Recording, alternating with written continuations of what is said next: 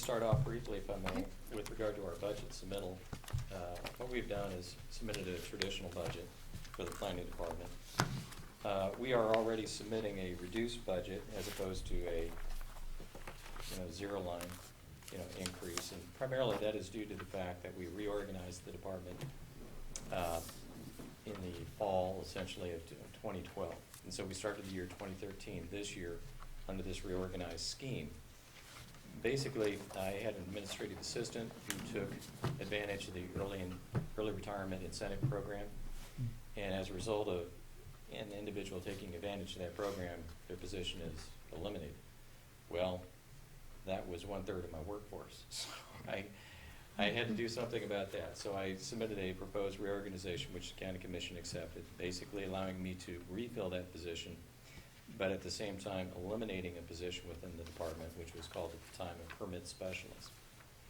As a result of that, I was able to bring back an administrative assistant, but at a much reduced salary schedule than what the former one was at, and at the same time allow me to hire back on an intermittent part-time basis, non-benefit eligible, an intermittent position. So I guess you could say we have 3.5 positions within the planning department today. The intermittent only works 20 hours a week for the department.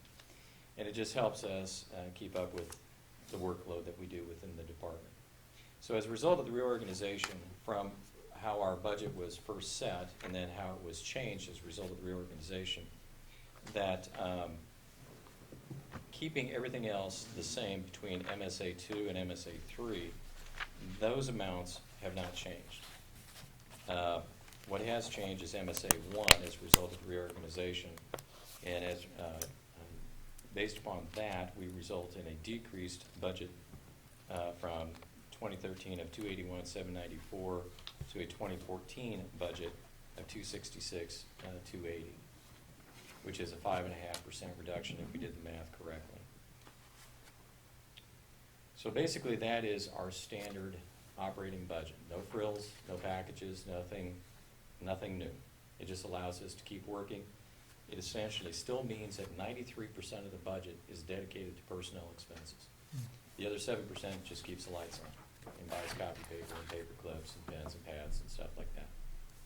So there's nothing programmatic which is contained within the planning department budget. Nothing new, in other words. Well, outside of that, I've buried the commission under paper with regard to things that we would like to accomplish. These are things that have not just been thought of this year. These are things that I've been talking about since 2003 when Shawnee County established the Shawnee County Planning Program following the separation of the city and county planning program in the fall of 2003. Basically, in order to make us complete and to make the planning program for Shawnee County complete, that would involve the adoption of a countywide comprehensive plan, which establishes the policy basis for land use decision making. It's future oriented, so it's looking out at demographics and land use and natural resources and finances and so everything over a 10, 15, 20-year horizon. It creates a predictable working model whereby the citizens of Shawnee County are aware of what our expectations are for growth and development, and everybody has a chance to understand that, well, okay, if I'm going to make an investment, okay, I know that the county is committed in this direction. It helps business interests, be it commercial, industrial, office, know that this is where we are committed for these different types of land use activities. It allows people who are choosing to live within the unincorporated area and establish a residence also know, okay, these areas are set aside for residential type of land use. There's not going to be encroachment of something offensive to them. The comprehensive plan is not merely a suggestion under state law, in fact, and as I alluded to before, the state statute in which we operate under, which is we're under the Urban Area Planning Statutes, which is KSA 19, it basically, quite honestly, says if the county employs zoning regulations and subdivision regulations, it must be on the basis of an adopted comprehensive plan. Again, for the 10 years that we have been in operation, we have not had an adopted comprehensive plan. We took, in 2003, sections of what at that time was the 2010 Topeka, Shawnee County Metropolitan Comprehensive Plan, which was not adopted by the County Commission, but was adopted by the City Council, but its scope was countywide. We took elements out of that and we created what was called the Interim Development Guidelines.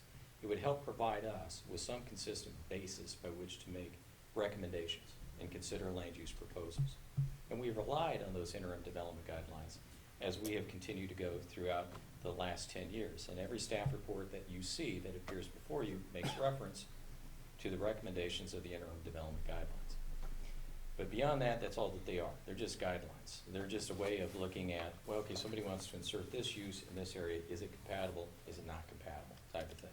It's not a projection of where we, the people of Shawnee County, have made a projection and said, okay, by consensus, this is how we would like to grow and develop.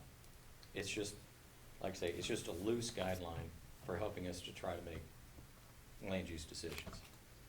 Well, I have, in trying to do some preliminary research, I discovered that the only effective way that we will be able to develop a comprehensive plan and do it legitimately is if, given our manpower resources within the planning department, which is me, is to hire a planning professional.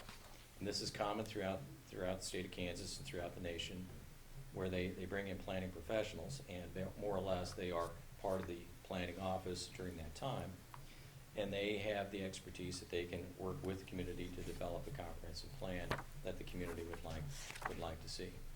It is very people-oriented. In other words, that there's a public participation plan that is an integral part of the development of a comprehensive plan, whereby it's going to require X number of surveys, open houses, stakeholder interviews, etc., all trying to develop a consensus opinion with regard to how Shawnee County should look 10, 15, 20 years down the road. And it's not to say that everybody's going to get what they want, but at least at the end of the day, most people will say, okay, this was a fair process. I didn't get everything I wanted, but at least I can agree to disagree with this, and I can still endorse, the finished product. That's the only way that a comprehensive plan within Shawnee County or any community within the state of Kansas would survive a political process of being approved, is through the public consensus process. Now, I have estimated that to do a first-time Shawnee County comprehensive plan, which would take anywhere from 12 to 24 months to complete. And again, that's the time frame to do it right. It would probably be between $100,000 and $150,000 to do a comprehensive plan.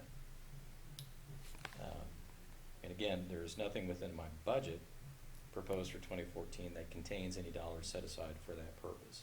Because again, I'm trying to engage the county commission before putting anything within my budget proposal. So a comprehensive plan is not only suggested, it's also mandatory under state law.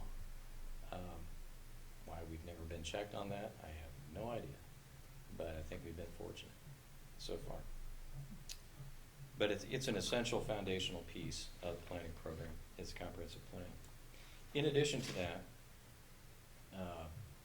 with a comprehensive plan which sets the new land use model for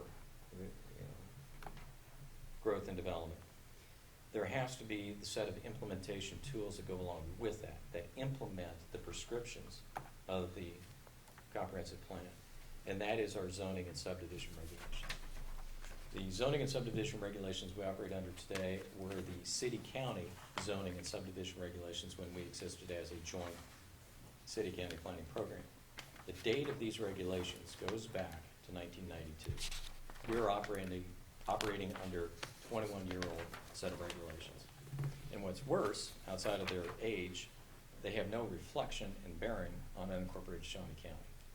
As Commissioner Buehler in particular can cite that we've brought back a number of revisions to the regulations since we've been in operation, all trying to change provisions of the regulations to make it more reflective of the rural environment, such as what you would see within the unincorporated area. Well, if we adopt a new land use model through a comprehensive plan, that also means that we're going to have to scrap our existing regulations and start over again and rebuild new regulations based upon the policies and recommendations of the comprehensive plan. Now, that could either be dovetailed a part of the contract for doing the comprehensive plan and the same consultant develops that, or we could do it as a separate contract, a separate consultant who utilizes the comprehensive plan and develops new regulations. You can't have one without the other, quite honestly. You can't develop a comprehensive plan and rely on our old regulations to implement it. It just won't happen because they're not designed to do that.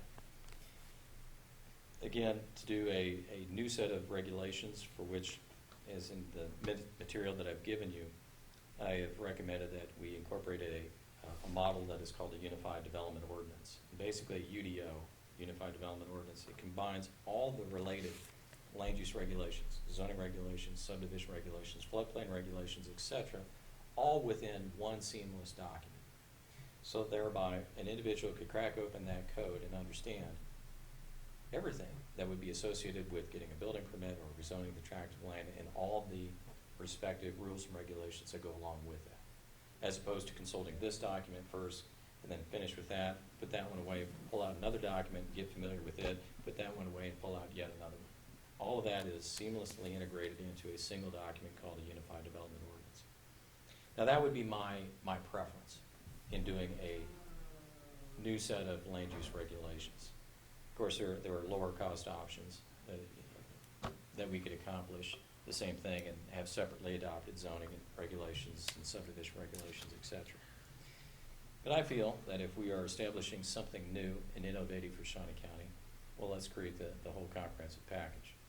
Let's do something innovative within Shawnee County, and let's not compromise on our regulations as well. But I'm projecting as a consultant project, again, it would take about a year to develop the regulations and maybe at a projected cost of $100,000 to retain a consultant to help us develop that new set of regulations.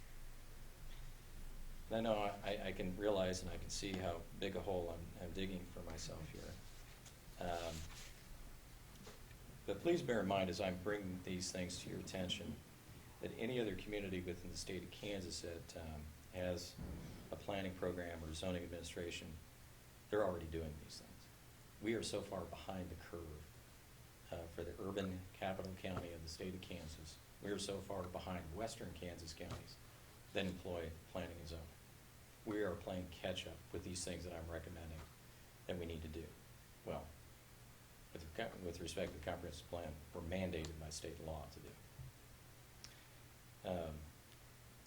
But yeah, there's a price tag associated with that. I'm also advocating for the adoption of a comprehensive plan, or not a comprehensive plan, building code. Some communities, I guess, could look at that as strictly optional. Yeah, okay, you can set a standard for it or not. My position is, well, we wouldn't just accept the lowest bidder without a set of plans with regard to the construction of a bridge within the county, or we wouldn't buy a car without the understanding that it was built at least to some minimum standard. Why would we expect our businesses and the homes we live in and occupy to have any less set of requirements than what we would expect for roads and bridges and cars we drive and anything else like that? So what I'm advocating is for as well, and this I've already indicated, the Topeka Home Builders Association and the Topeka Area Association of Realtors have also endorsed and have been screaming for the adoption of a county building code. Again, in order to get a true price tag, the only way I think that we can realistically come up with some numbers is to work with the building industry itself. That is, working with the builders, the tradespeople, and we can craft a program with the help of the International Code Council, which they have volunteered that they would help us, the local representatives within the state of Kansas in this region, that they would assist us in working with these groups in crafting a program to not only identify the set of the building codes that we should adopt, but also, okay, well, what would it take to run that building code program? One individual, two individuals, not only the number of individuals, but what should be the respective qualifications of those individuals? Should we have a chief building official? Should we just have a couple of building inspectors? I'm not versed in this type of background with regard to building codes. I've been around building codes all my life, but I've never administered a building code program directly. And the only way I think effectively that we can create a program that we get the buy-in and the endorsement of the building community is to sit them down at the table with us. And we come up with a plan that they endorse, and they say, yeah, these are the set of codes and regulations that we've been clamoring for that you should adopt in Shawnee County, and this is how we think that they should be implemented.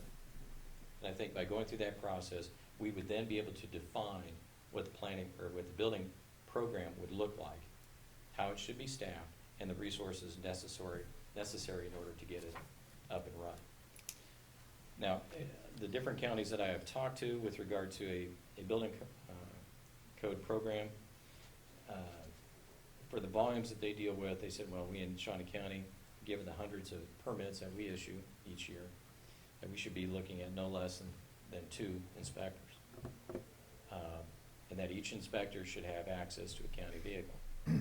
Because nobody in their respective communities would take their vehicle, their personal vehicle, out on county roads, let alone construction job sites, and expect them to drive in and around that stuff with their own personal vehicles.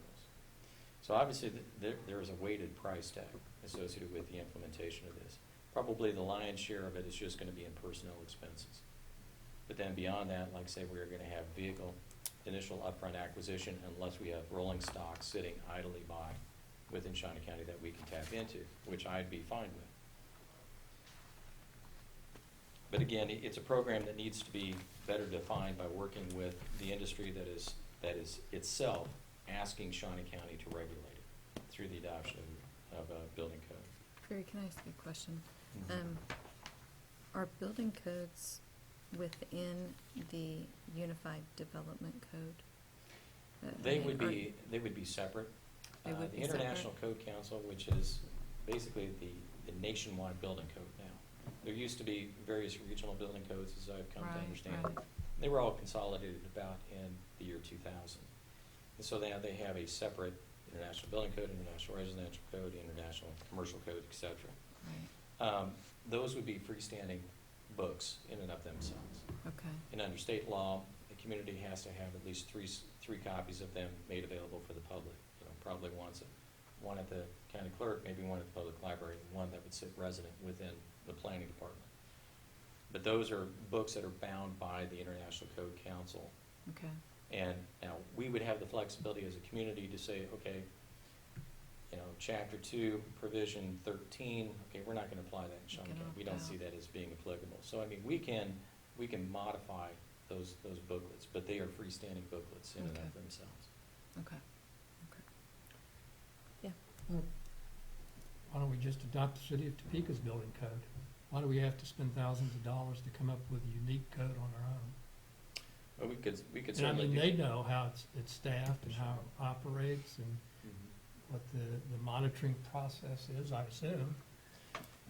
The different counties that I have had conversations with have said that, look, if we were stepping into a building code program for the first time today, and it's every 3 years, the ICC releases a new revision of the codes. They said I would start with the latest adopted code, which is the 2012. Now, the city of Topeka operates on 2006, 2009 building codes, and they have been stable within those for a period of time. We could certainly do that and apply those also within the unincorporated area, but at least the counsel that I've got thus far from the counties that employ their own building code program, they said start with the most recent, because the things over the prior 3 years that have been issues, shall we say, with the building code or problems, that's the reason that they do a comprehensive update every 3 years. They take the technical problems and deficiencies that have been realized over the preceding 3 years, and they bring them up to date with the most recent adopted. So 2012 is the most recent code that they have, be revised again in 2015. But they would suggest that we start with the 2012. But the Topeka Home Builders Association are used to working with the city of Topeka's code. So it would seem to me that adopting theirs would work. Well, quite honestly, for the sake of establishing a building code within Shawnee County, if that's where we need to start, then that's where we need to start. I'm just saying it's an alternative that Sure. doesn't cost us anything. Well, you know, the cost is going to be how we Compliance, right. how we define the program. Basically, when we're talking about the cost associated with the building code, it's not in the book. The cost is in the personnel that it takes to Right, go out and it's inspect. compliance, I understand. So that is where the true cost. So whether we're dealing with the 2006, 2009, or 2012, okay, it really doesn't make that much difference because it's in the personnel that goes out and actually inspects in the Right. field. That's where the true cost is. But like I said, in my conversations with the Home Builders Association and telling them, says, look, I was told that by the counties that implement building code programs, they would suggest starting with 2012. And they said, okay.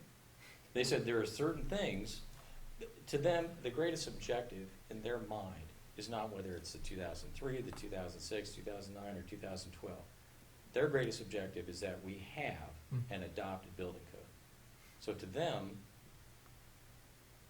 whether it's 2006, 2009, or some combination amongst and across the different codes, that is not as vital to them, as I sense from my conversations with them, as the county actually saying, okay, yes, we're going to commit to a building code, we're going to set a program in place, and we're going to get it up and running. Barry, so if the cost of the code is not the code itself, It's the personnel. I mean, we could pick up the book today, pass it as a resolution tomorrow, Mhm. and it's now in effect, we now have a building code. We Your have no pers- personnel to implement. Your personnel is where you need the problem. I mean, You need to have qualified inspectors. What I mean by qualified inspectors, these are licensed inspectors in and of themselves. Just like I'm a member of the American Institute of Certified Planners, so that means every 2 years I have to acquire 32 continuing education credits in order to keep my certification. Well, building inspectors are the same way, except they have to every year have certain amount of credit hours that they maintain. And what I'm advocating for the benefit and the cost efficiency for Shawnee County is that we have combination building inspectors. City of Topeka has plumbing inspectors, electrical inspectors, mechanical inspectors, and they also have some combination inspectors. Now, the issues that they're dealing with within an urban environment are completely different than what we are experiencing within the unincorporated area. We don't necessarily need to have a specific trade individual within the unincorporated area, such as a specific certified electrical inspector. Now, a combination building inspector can do all that. They can do the plumbing inspection, they can do the mechanical inspection, they can do the electrical inspection. They are certified across the board, and each year they have to go through retraining. And I've been told is that if they are a member of the International Building Code Association, well, then that covers their cost of annual recertification. Any number of communities across the state of Kansas, including the city of Topeka, hold training sessions. As long as they go and they pick up 6 to 8 hours of training, okay, then that takes care of their annual recertification process. So there's no out-of-state travel associated with that. But yes, if we are going to have a building code program, you have to have, in my view, qualified technical professionals who have that set of credentials behind them that can actually go out and do the required inspections. And like I may have indicated before, each community does about 10 inspections per single-family dwelling that is being built. That's from the footing, through the foundation, through the final CO, certificate of occupancy, and final inspection. So there's a total of 10 inspections which are involved with that. do you have any idea or understanding what the city of Topeka employs? Do they use a combination inspector? They have some. I forget their total number of inspector pool, but I know that they've got an electrical inspector, they've got a plumbing inspector, and they have specific trade inspectors. And then I think they have 1 or 2 combination inspectors. Like I said, I think for efficiencies and for the type of building construction that we are seeing within the unincorporated area, we don't need to have specific trade inspectors. A combination inspector, given the fact that 90% of the structural permits that we issue within the unincorporated area are single-family housing. We don't need to have specialty electrical, plumbing, and mechanical inspectors. The combination inspector could do that. As a matter of fact, I asked the combination inspectors that I talked with, I said, okay, so somebody comes in with a Mars plan. So is there a point whereby you feel like, okay, we've exceeded our capability of dealing with this? They said, no, we do the plan review, and we do the physical and site inspection, even when it comes to commercial and industrial construction. There is no difference. They're capable of doing that just as much as building a home and reviewing that. So, the impression that I got, of course, as with anything, it's all personnel related, and it's all based upon the qualifications of the individuals that you hire. But, yeah, I mean, if you get a qualified, certified combination inspector, they could go out and inspect the Mars plant, and they could work for Shawnee County. So, yeah, that's possible. Like I said, the bulk of the cost associated with establishing a building program is going to be in the personnel cost, just like it is with any other department within Shawnee County. The bulk of their expense is associated with personnel. And like I say, in order to give you a true and honest figure that I could hang my hat on and say, okay, yes, it's going to cost this much to set up a building code program within the county, this is where I think we need to draw those individuals to the table. We define the program, and then from there, we move forward. My objective is not to create a Taj Mahal. My objective is to make sure that we are meeting the interests and promoting the public safety of the residents of Shawnee County through having an adopted building. That's my objective. Beyond that, as another programmatic objective of the department is something that the county commission has already identified, and that is our code enforcement capability. I've already talked about the establishment of a county code court. I've had a brief conversation with the court administrator about about the feasibility of setting up a codes court. And she was kind of interested to hear about what this was about and what its objectives were. And we are going to be providing to Kathy information about, okay, typical violations, what's the length of time that it takes in order to get a violation abated, and the man hours that essentially go into trying to resolve a zoning violation, and how it gets churned up and settles out in the settling pond over at the district court, because land use cases compared to a murder or rape or any other kind of criminal case, okay, it takes a while for those things to percolate up and get on the docket.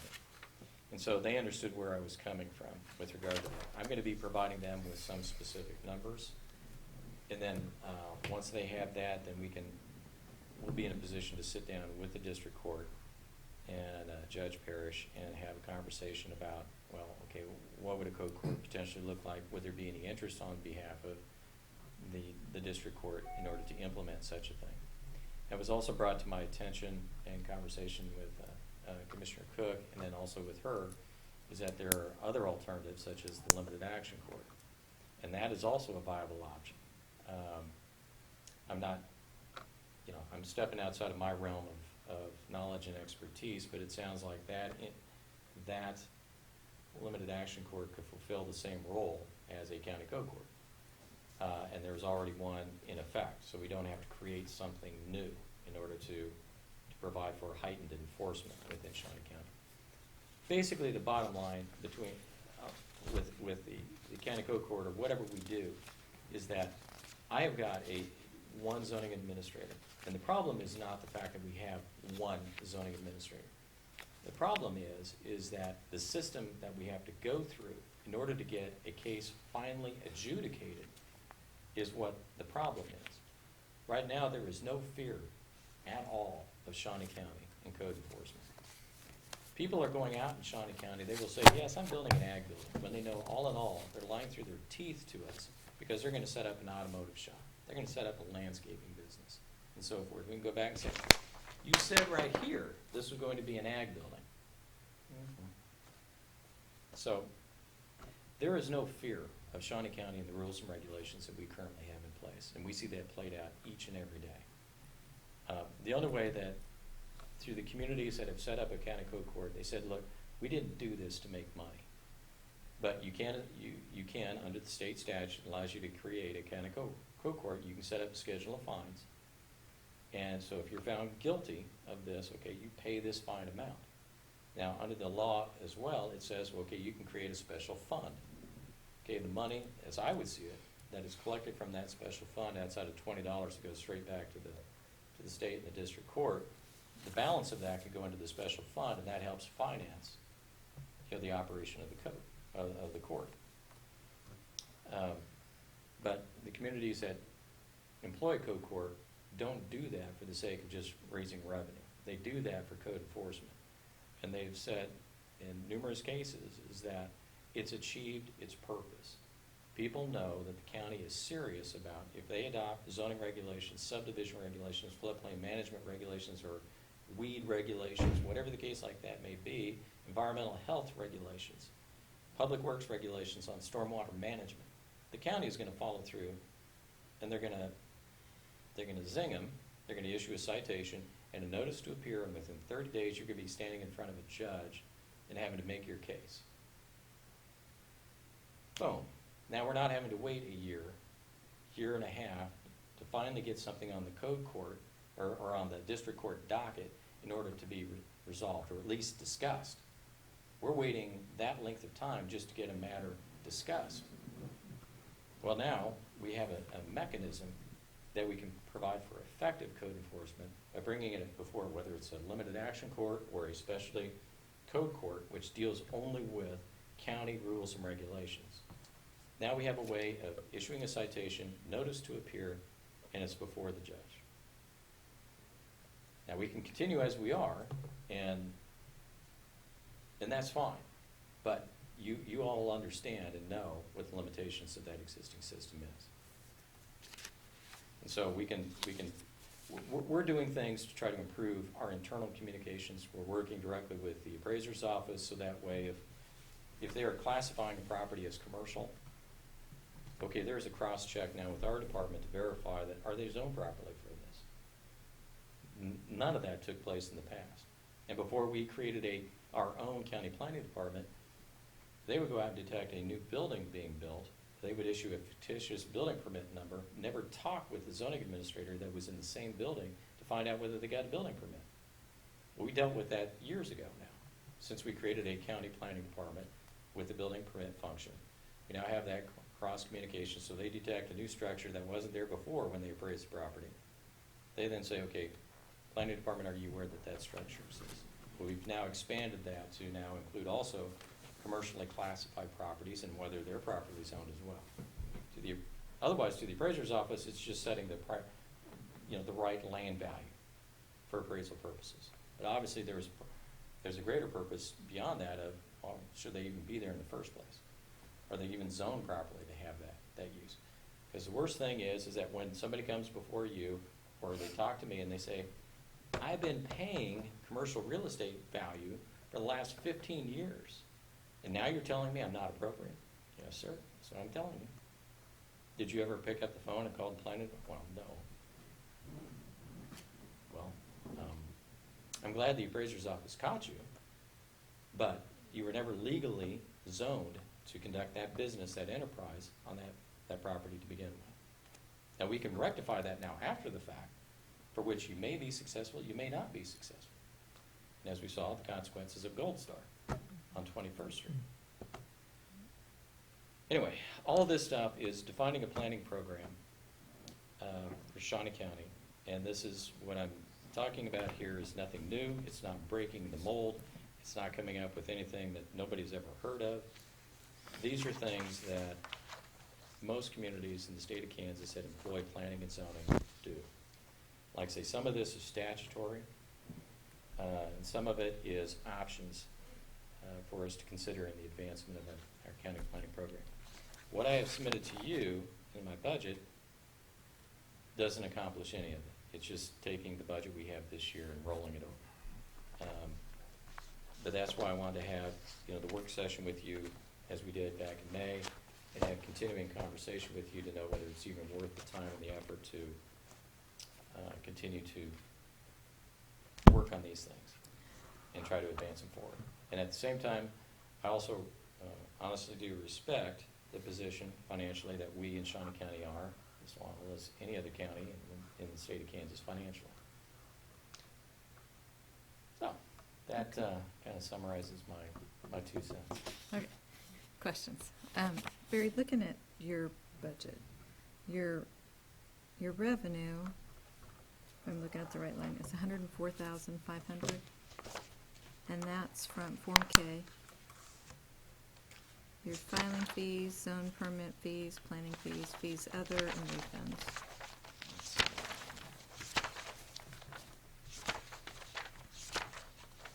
Okay, Form K, revenue detail. Yeah, 104,500. Mm-hmm. And your expenditures add up to 266,280, correct? That's Yeah, your so we're- request for this year. We're still making, I guess you could say, yeah. What's that?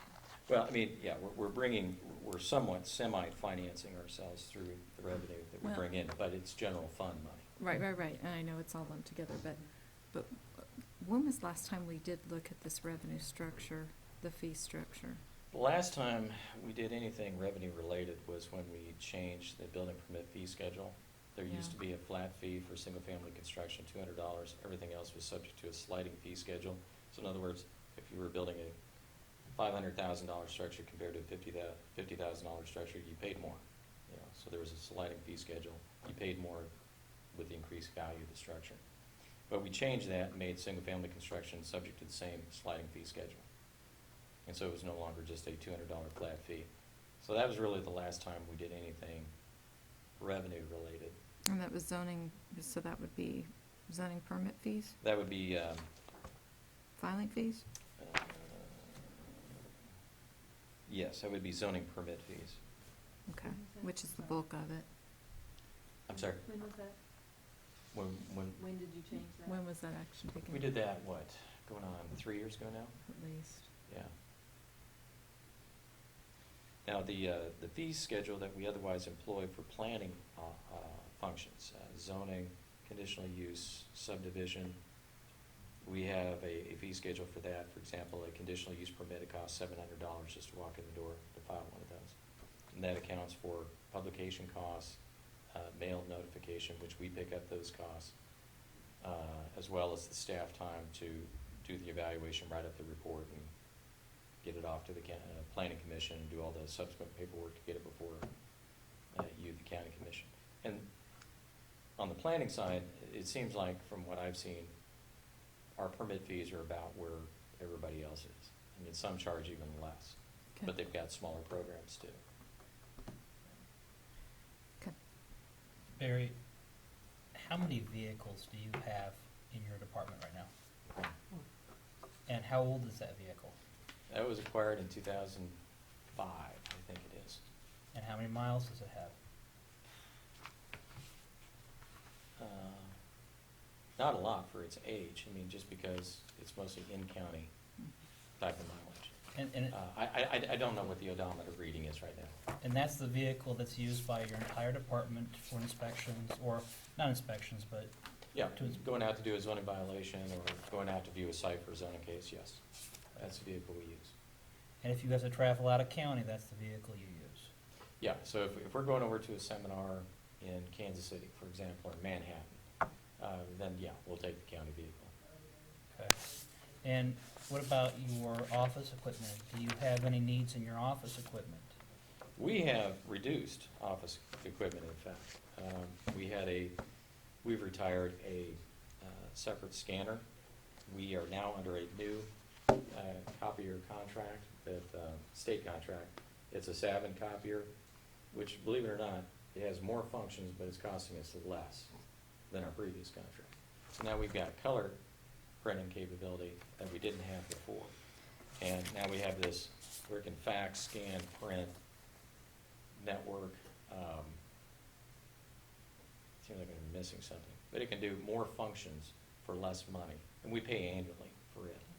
And therefore, we're able to reduce our costs even more than if we paid monthly. We'd be paying more over the course of the year. But if we were to talk about your overall needs as they stand today, not talking about the comprehensive plan, or the codes, or the additional inspectors, or the codes court, set those to the side for just the moment. But to continue to operate the way that you are right now, should we be looking at your capital looking at improving vehicles, changing vehicles? Are they meeting the needs? Are they not meeting the needs? Everything that we have in the department now is meeting our needs. We have done more to retire pieces of equipment and move them out of the office than we have acquired and brought back in. Because of the multi-function copier, scanner, faxing machine, we took out a scanner. We had a separate, we still have it in the department just because we're using up the cartridges that are currently in it. We had a separate freestanding Hewlett-Packard printer, and we would send our color print jobs to it. Well, as soon as the color cartridges are gone out of it or used up, we're going to ship it off as well. That's going to be surplus inventory because we're going to rely exclusively on the one machine that we have in the department. So we keep downsizing as we go through the years, just because, well, we've realized, well, we don't need this extra piece of equipment. We can manage it all through one piece of equipment as opposed to 2 or 3 pieces of equipment. So right now, where we are sitting as a department, capital-wise, yeah, I mean, we're fine where we are right now. Last question I have. At one time, we had a joint city-county planning department. We were separated those out, and there was a reason why they got separated out. Given our budget state and where we're at financially, should we be considering that when we're talking about your budget, whether or not there should be a consolidated or joint planning department again? Again, it's more than just dollars and cents. It's the actual program itself and what needs to be represented for all of Shawnee County. The City of Topeka has very specific interests that they need to represent within their corporate limits and for the area that is immediately outside. They've got a sphere of influence that they need to guard and protect for. Beyond that, with regard to the balance of Shawnee County, the City of Topeka really doesn't have any interest. As long as Shawnee County is taking care of itself and is righting its ship as far as how we're going to manage growth and development for the balance of the unincorporated area, there really is no joint interest for what is happening north of Rossville by the City of Topeka. Well, there is nothing happening north of Rossville. So, I mean. I beg to differ. Well, I mean, the farmers are making profit and everybody's getting commodity prices on their agricultural goods, but I mean, beyond that, Flood well, control. Yeah, exactly. Yeah, there's a But- lot of but different beyond things that as far impact as, that city. expanding the program to combine them, we have to look at what our objectives are, because then once they're put back together again, then it's going to put back in place a combined political structure associated with that planning program as well. And we're going to have to work out the differences that never have been addressed in the 10 years since I've been here of what originally separated the two. And the reason I ask is you're talking about potentially $250,000 worth of expenditures. Much more. Yeah, much more. Yeah. Well, let me put it this Much way. Basically, and I'm stretching back 10 years, and I wasn't the director at the time, so I wasn't the one setting the department budget. But it was my understanding that roughly it was a 60-40 split budget-wise between the city and the county. Shawnee County supported the joint planning program to a tune of about 40%. Well, that was anywhere from $350,000 to $400,000 10 years ago. I'm giving you a budget of 266. So, Actually, your budget's 266 less your 104 is what your actual cost is. yeah, I mean, so we're still generating revenue, for the services that we perform in the unincorporated area. So, I don't have a ready answer for you, but yeah, I mean, if there was an appropriate time because of economic circumstances, talk about that, sure. This would be an ideal time to talk about that. I think and the bottom line is, though, the objective is not to get just economic efficiencies. The objective is, okay, from a planning purpose and what the objectives are of Shawnee County and the objectives are of the City of Topeka, we both understand what those objectives are. And we're deciding whether a joint program is going to achieve that or whether those can be best achieved through independent programs. That's the only thing that I would, point out. I mean, it shouldn't be looked at just strictly based on dollars and cents type of thing. Yeah, sure. On the building code, Mhm. What if we took the step of establishing a building code, but then waited for the inspection piece of it? Well, We would at least be one step closer, we would at least have a code, so if we found out about some gross violation, there's at least something to enforce. I could probably absorb that under my budget today. To buy the complete code set, it's probably gonna be like around $400 to buy just the codes.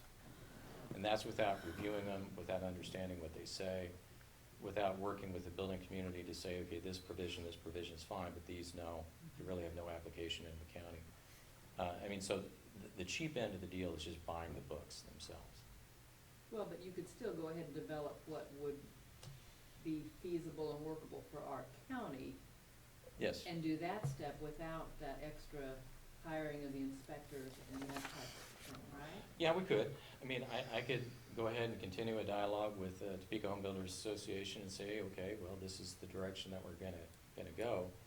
But I think, like with anybody, they wanna know, okay, we've had these conversations with the county commission in the past, they were more or less, using their terminology, slapped in the face, and said, no, it's not gonna happen. Okay, just to kind of go halfway and say, okay, yeah, we're gonna, adopt, we're gonna buy these code books, and we're gonna sit down and talk about what ideally it would look like and how it would be inspected, but without any assurance that it's ever gonna be implemented. And so, Yeah. I mean, we could do that, but they've been down that road before. And I would think that the only way that it would happen is if politically it was endorsed by the county commission, say, okay, yes, this is a vital public safety function we need to be providing. And we're behind getting this program up and going. And therefore, okay, now there's motivation to sit down at the table and actually have these conversations and see what we achieve. Well, and that's a question. If you implement a program without enforcement mechanism, do you really have a program? Absolutely. Couple of, if I may, Mhm.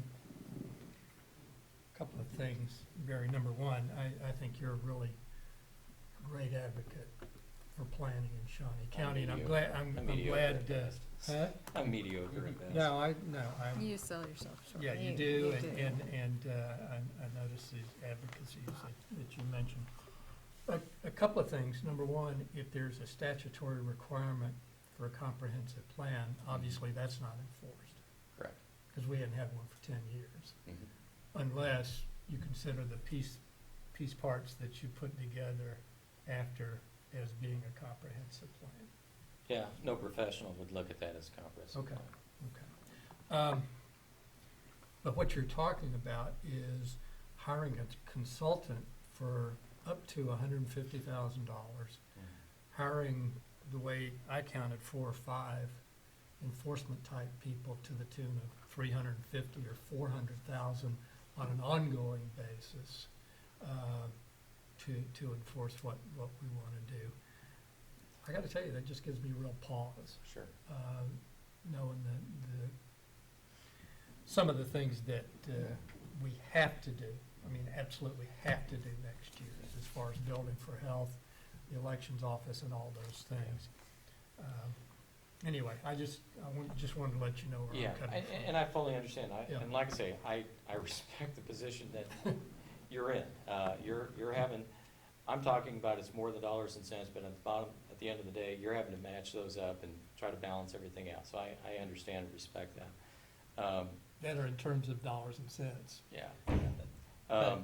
With regard to enforcement, the only other thing I'd just like to reference to that, just to make sure that we're all on the same page, is that when it comes to code enforcement, in other words, taking our zoning regulations, subdivision regulations, floodplain regulations, like I said, I only have one individual and I got 550 square miles. I would never, at this point, advocate for hiring additional personnel just to do zoning enforcement. I think if you have the right code enforcement program in place, where we can get people before a judge that much quicker, and therefore we can get to a judgment that much quicker, it makes that one individual more effective in their time and effort in going out and dealing with these issues. So with setting up a code enforcement program, whether it be a code court or a limited action court, I think it makes my one and only code enforcement individual that much more effective, just because we can now go from citation notice to appear, boom, it's before the judge, and they're much more effective than in adjudicating these things in a much more timely fashion. And with regard to the building program, I'm of the firm belief, start small and then see from there what it takes to truly get it to run efficiently. That's why I'm not advocating for more than just 2 individuals. So those would be 2 people in addition to the 3.5 people I have within the department now, without otherwise expanding any other personnel within the department.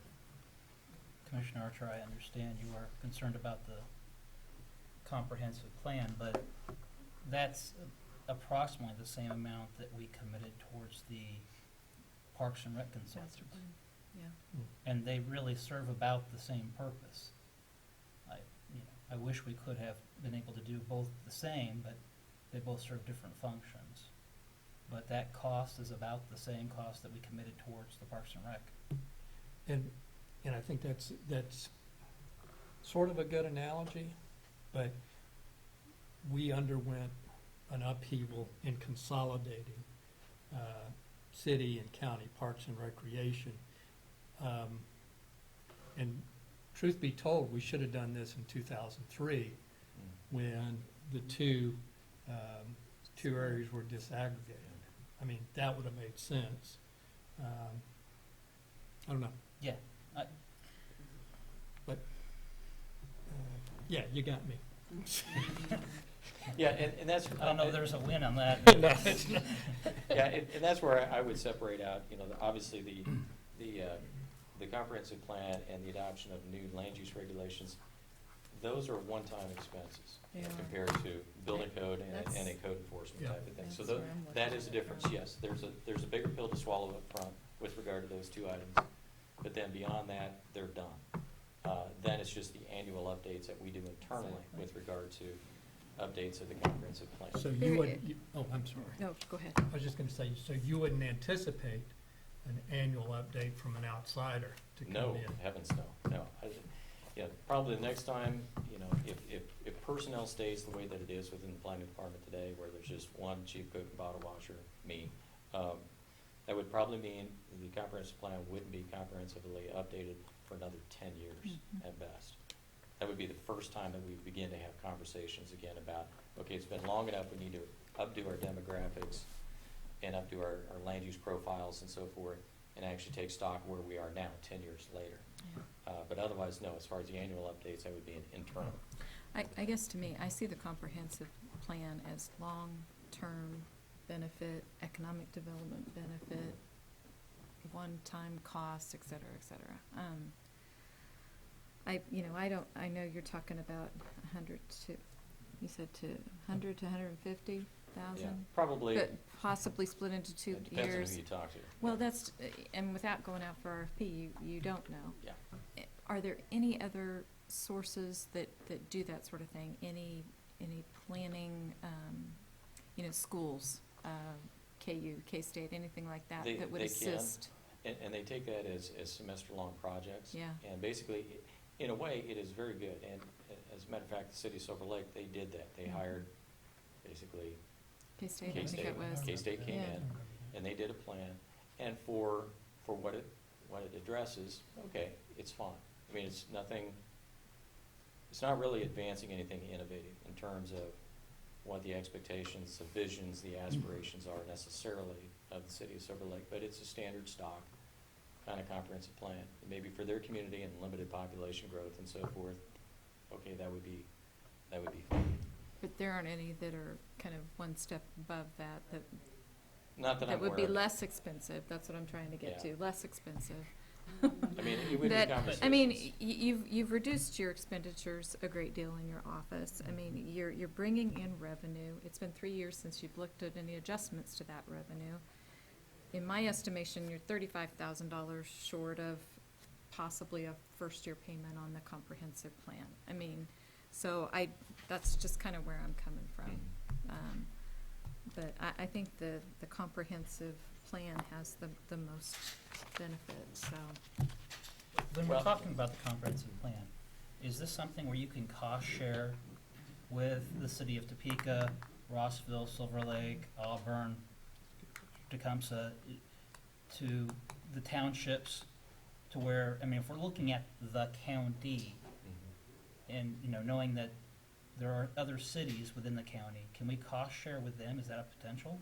It depends on how it is set up and what it's intended to accomplish. Because it's outside of their city limits Right, as well, because they because- have their own planning within their city Right, limits. they are their So own anything that municipality. impacts So now, outside if they is us. see, now, one of the things that would happen, as I would envision it right now, is that as part of this comprehensive plan, it would include a number of dialogues with the city of Topeka. Because we have to understand from their 5, 10, and 20-year vision where they see growth and development occurring. And more than likely, they're going to want to see some of that growth occur on the fringe. And so we're going to have to plan and work coordinatedly with them.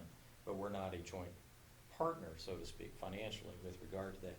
But we have this interlocal, cooperative agreement that we're going to work with each other. We're going to share dialogue and information that way. Now, we certainly, as I would see a county comprehensive plan, it would be the same thing working with Auburn, Rossville, Silver Lake, and Willard.